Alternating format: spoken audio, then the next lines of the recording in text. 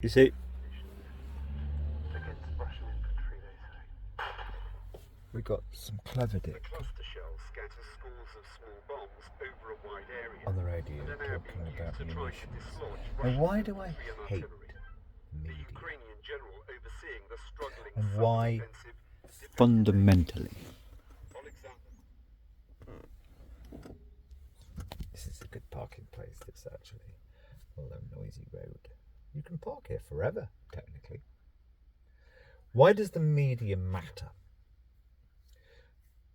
15 years ago, clearly said, oh, all that matters is this. So I have my folded handkerchief. Next time I see that council worker, I'm obviously speaking figuratively. I shall do that. And there you go. You know. Why does the media matter? Oh, 20 years ago, Britain was called Rip-Off Britain. And I'm sure what follows will occur to a lesser extent in other countries. But why have I got to come to a town? Because living on a budget, although you have to look at everything in terms of, oh, well, there'll be a silver lining. Well, I met somebody yesterday, a really interesting, fierce warrior woman who wanted to say something with art for her children's generation. If I could persuade her to follow that through, not as an activist, not running a cause, just simply, hey, it's great to meet somebody who gets it. Anyway, so I get my, it hasn't come through this morning, I get my working tax credit payments to enhance my rip-off woman payments, and I'd much prefer to be just doing simple work, rebuilding fences and growing vegetables. But why do I hate the media? Camping gas, the small blue ones, have become so expensive the last 3 or 4 years. Forget that. So you go onto these. But you can only get these here. I can't find them anywhere else. Now, apart from the fact that they were £2.50 about 3 or 4 years ago for 4 of these, if not £1.99. Now they're often £6 or £7. And please note, fuel has come back down to a sort of almost norm. Yeah. But more important, it's like throughout your when you have this thing called Crisis 2020, but it was 2 years before these were back into the supermarkets. And they're only in 1 or 2 supermarkets. But here's the point. If you're in the bottom third, to use Malcolm Gladwell's term, which he probably nicked from me because I used to write it before I heard him state it, you may not be able to afford a cooker, whatever. So these things are ubiquitous, been around for 15 years. They're dodgy, they can often leak, but nevertheless. So the people in the bottom third may often have to be using these things. They're standardized. So it's not only has the price quadrupled in 4 years, $4.99 is the cheapest I've found around, but here's the important thing. It's like one would be able to get these in a garden centre or in a hardware store, many places, and supermarkets. No, this thing called the supply chain, what it really means is this. You see, this is why I despise media. That something that's the mass... everything is aimed at the C2. Something that the mass C2 classes will be consuming. Yep, they've been back supplied more or less as norm. Well, okay, there you go. Yeah. Supermarkets full of... I mean, that's from the river. It's perfectly all right. Even the river's here. I drink that and use it for my coffee. Right? Something that the masses, the Teletubby masses, have been brainwashed into mass buying like bottled water in Britain, which is just absurd. Everywhere. More so than ever. It's easy rip-off money. It's easy sales. Something that 20% of the population may, I kind of, the Cala has changed their system 4 or 5 months ago, such that you've got to pay another £100 for a different regulator. So I've got to come into here once a month. Okay, I could buy 2 months' worth. But still, it took me like several days of looking around in another town and then another town. Nope. The only place I can find them is one store in the town centre here. And your media, every journalist is more or less the same person now. They're generally quite fat or pasty, or they spend a lot of time indoors by definition now, because the media is done through, like this woman who's doing this series on this genuine, it's clearly real, the manipulative, crazy cults that Mr. Type 2, what's he called? Tom Paul. Yeah, but they're up all night doing that from their loft. So their world is not that of the bottom 20%, who also may wish to go on camping holidays. Now, their world is the weekend break to Tuscany or to Milan. For the bottom third, and actually it's going to be the bottom half soon, things like this are that's if I want coffee in the morning, these are central to my life. So I have to come here once a month. The only place I can get them. Your media has not reported in any way this actual, real, substantial change. But even worse is like your campaigners, your spokespeople, your pathetic journalists of Novara Media. These are not in the underlying inflation rate figures, yet they are one of my main expenses. One of those a week, or discretionary, you could call them expenses. No, your whole system is rigged just for the mass consumerist, which is absurd.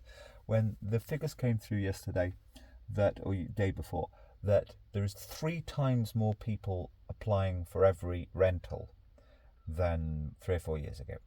So what does that mean? That means that there are a hell of a lot of people that are living in a kind of provisional, precariat existence where they may not have access to an ordinary cooker, or even, you could say, well, obviously for your coffees you can have a kettle, but something to heat their soups, etc., etc., etc. My simple life, I taught myself a year ago. I eat all my canned soup cold. But that's why the media matters, because actually policy, the people that set the rate at the universal credit, etc., they refer into the media. Of course they do, to make their decisions. But the media is so appalling. They can't even go and spend a day or a week with an ordinary person in the bottom third. What do you really need? What is essential in your life to your viability financially? Nope, they can't do that. And nobody, it's not holding them to account. It's pointing out what pathetic, arrogant little shits they are. The whole tone that they have a handle on life when they are an absurd...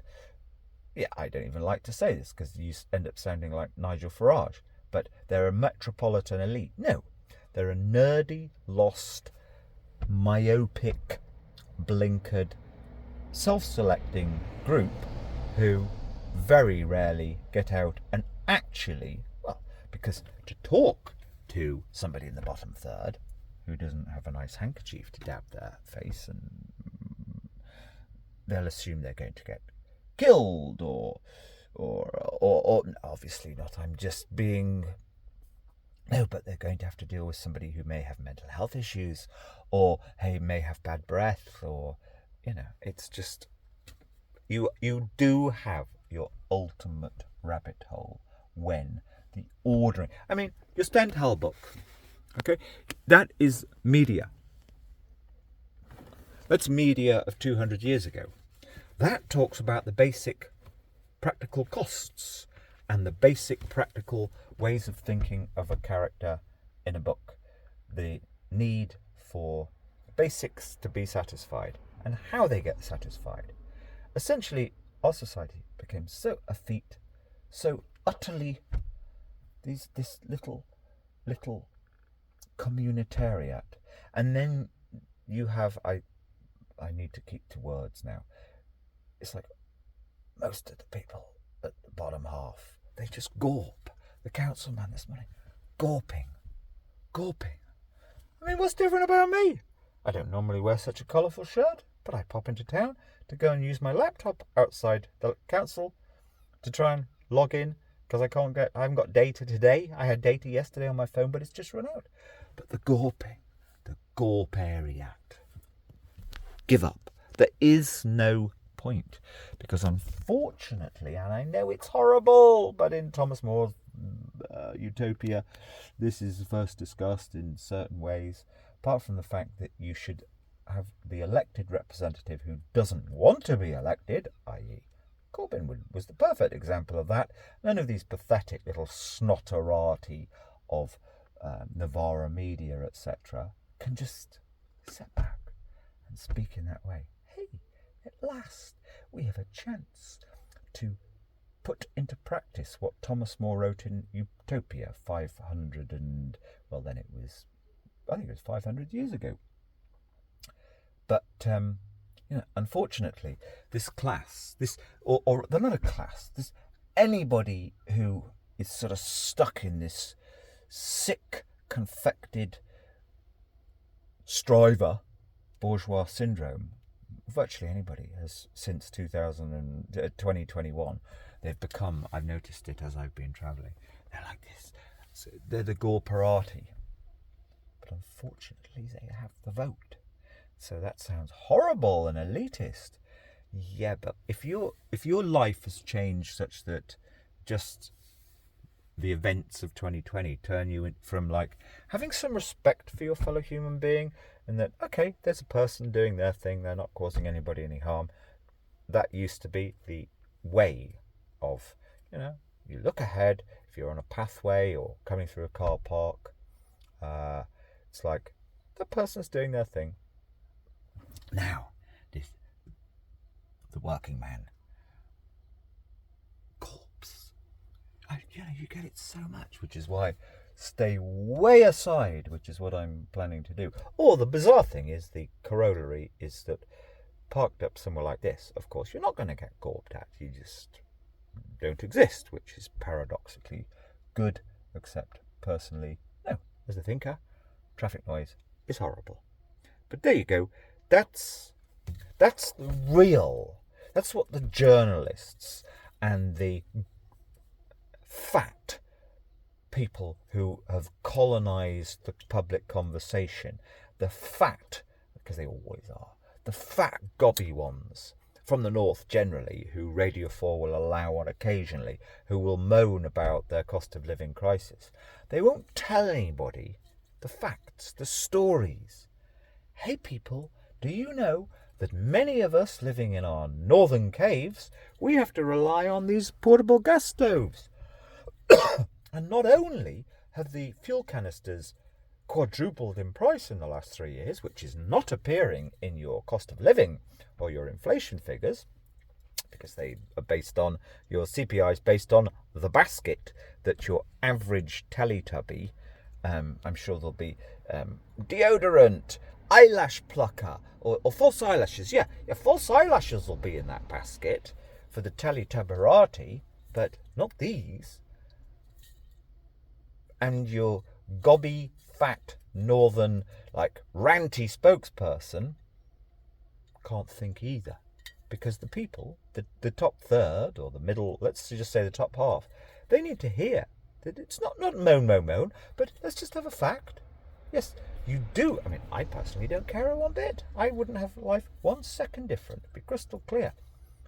Because I'm resilient. I've learnt to just about get by. Every aspect of my territory figured such that I can just about get by and spend my time badly writing. But the public conversation is just, it is so infantile, and it doesn't work. This, the fact that you can't get these hardly anywhere, is, yes, it's rip-off Britain. In other words, controlled by, we won't say the I word, but a lot of people who run the wholesale kind of operations. It's like something happens in society, but this is my point. My point is something else is going to happen, and then something else. And then you may find you're dependent on these things. At that point, no, they will make sure they've got stocks of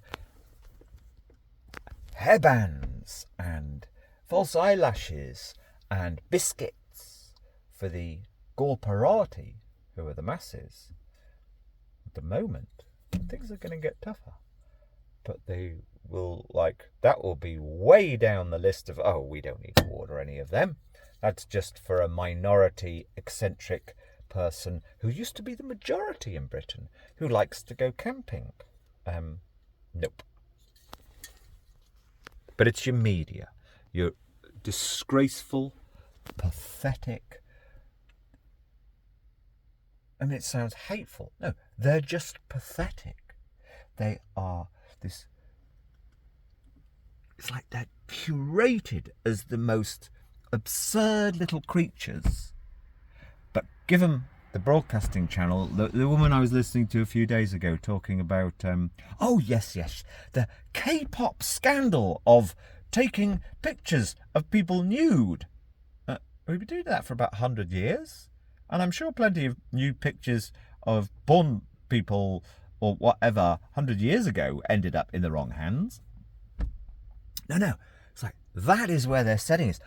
We got to... Because, of course, it's cheap. They can do it from their loft late at night and think they're important. No, you're important if you tell society really what matters.